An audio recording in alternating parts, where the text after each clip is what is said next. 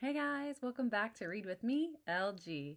I have another great wintry tale for you today, and this one is Cozy by Jan Brett. So Jan Brett, as we know by now, if you've seen any of my videos, is one of my favorite authors, and Cozy is one of her nice wintry tales. So we're going to jump right in, okay? And you guys know that if they ever mention what I call a dedication page, which is where the author writes who she wrote the book for, I like to go over those. And this one, Jan Brett, the author, meaning who wrote the book, dedicated this book for Leah, Tom, Torin, and Brian Kowalski, my Alaskan family. Okay, so we're going to jump right in to Cozy. All right, storms rolled over the tundra when Cozy, the musk ox, was separated from his herd. He was used to being with his family. His mother and father had named him Cozy because his silky coat was so soft and thick. Cozy braced himself against the wind, and his thick coat warmed him like a blanket. So Cozy is a very big, very furry muskox, but he got separated from his family. So he's walking against the cold wind. In a tussock, the mother lemming's pups were squeaking loudly. I'm cold, I'm cold, I'm cold. She used a triple carry to tunnel them toward a new spot, where she saw a towering mountain of fur.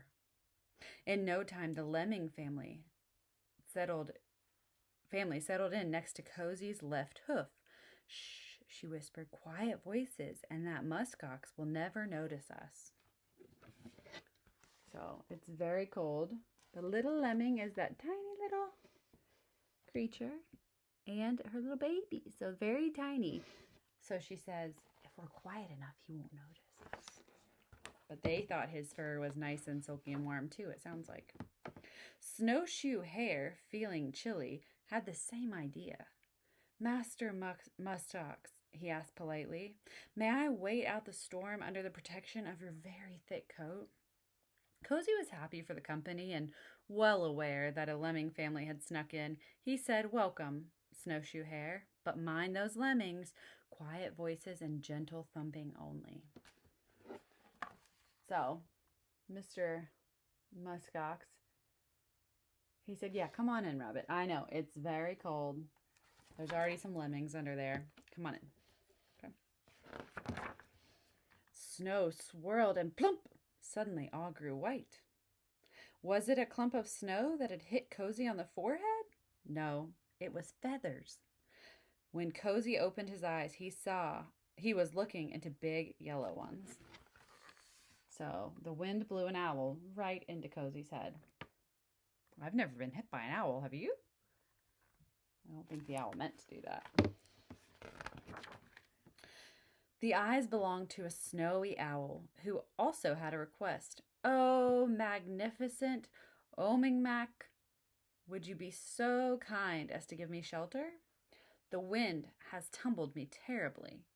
Cozy knew that snowy owls and lemmings and snowshoe hares were not always fast friends, but he agreed with some conditions. House rules are quiet voice, gentle thumping, and claws to yourself. So why do you think he was worried about the owl's claws?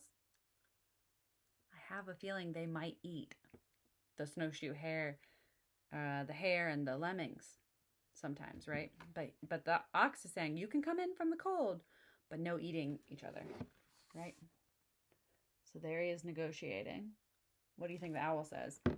Yes, get me out of this cold, right? Arctic Fox's nose was turning blue. Her bushy tail wasn't warm enough, and every time she wrapped it around herself, the wind unwrapped it. Thinking Cozy would make a good windbreak, she sidled up to him. Do you mind, Mr. Muskox, if I unfreeze my nose in your thick fur? Cozy was happy to welcome a new guest, but eyeing her sharp canines, he answered, for the harmony of all, quiet voices, gentle thumping, claws to yourself, and no biting. So there's the beautiful Arctic fox talking to Mr. Muskox. As winter went by, the storms grew worse. The wind blew and blew, and a low, humpy shape appeared, swaying and shuffling. Its coat was covered with ice balls. "Shaggy beast," it growled. "I fell into an ice floe, and I am chilled to the bone. Can you help me?" Cozy was happy to invite the Wolverine in, but added to the house rules. Quiet voices, gentle thumping, claws to yourself, no biting, and no pouncing. So he's just trying to make sure everyone doesn't eat each other while they're getting warm in his fur, right? So there's the Wolverine. Cozy's new friends cleaned their coats, preened their feathers, napped, and were glad for their comfy shelter.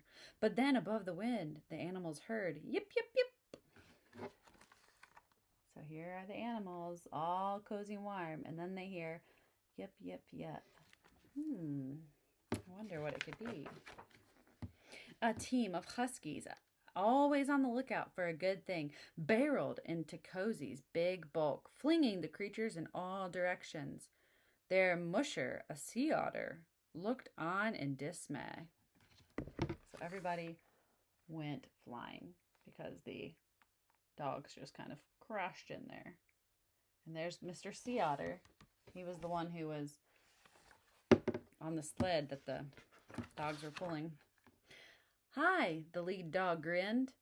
"House rules," chorused the jostled lemming, snowshoe hare, snowy owl, Arctic fox, and wolverine.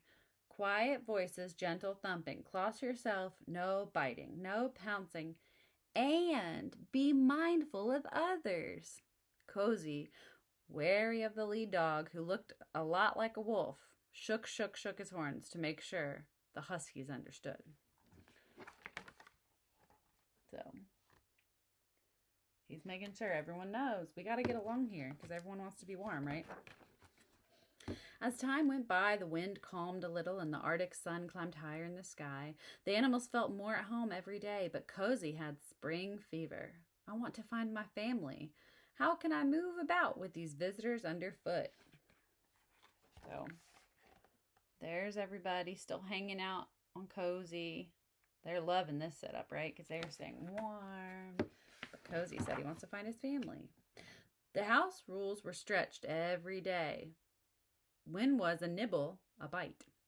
When was a hoot quiet or loud? There was bumping, making faces, and nobody was saying, "I'm sorry." So everyone's getting a little stir crazy from the winter, right?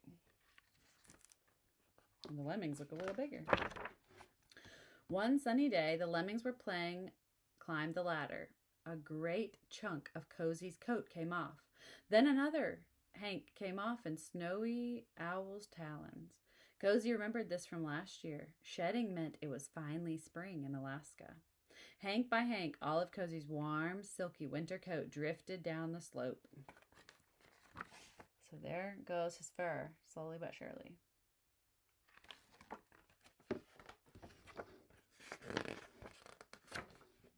Cozy's lodgers started heading to their spring homes. Cozy hadn't felt so free and breezy since he was a calf. He jumped, he gimbled, and then, in the middle of a gleeful leap, he saw his herd. There he is, all happy to be jumping around and free of animals and free of fur. He ran to join his mother, his father, his sister, and his brother. "Where were you? We were so worried," said his sister Fluffy. "We missed you," said his brother Snuggly. "I made some new friends," Cozy told them, but it was nice to get back to his muskox ways. There he is talking to his family. They all formed a circle, babies in the middle, but Cozy felt curiously alone. Then the breeze carried squeaky and growly and whistling voices. "See you next year, Cozy. Meet you when the snow flies, Cozy." The snowshoe hare thump, thump, thumped as they all called, "We can't wait to get cozy with Cozy." So all the little creatures you can see are kind of around, but there he is with his herd. But all the little creatures say, "We'll see you next year, Cozy." That was our nice little wintry tale. I hope you guys enjoyed it. That was Cozy by Jan Brett. Hope you're staying nice and cozy this winter, and I'll see you next time for Read With Me, LG. Bye, guys.